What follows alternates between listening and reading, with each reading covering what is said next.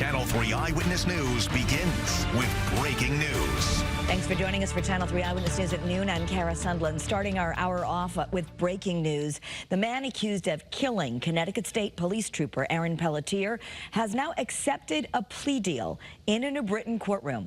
Your chief investigative reporter Sam Smink is here now with the details. Sam. Alex Oyola Sanchez took a deal that will have him serving 18 years in prison, though official sentencing isn't until April. The Pelletier family was surrounded by troopers and other law enforcement members for support. Sanchez faced several charges in the death of Trooper First Class Aaron Pelletier. He pled guilty to first-degree manslaughter. Last May, Trooper Pelletier was making a routine traffic stop on I-84 in Southington when a witness told police Oyola Sanchez hit the trooper when he drifted into the right shoulder. Oyola Sanchez admitted to taking several drugs that day. Oyola Sanchez is already a convicted killer and is native Puerto Rico. We do know that Trooper Pelletier's wife spoke to the court. Your reporter Dylan Fearon will have reaction from court coming up later this afternoon. Your chief investigative reporter Sam Smink, Channel 3 Eyewitness News.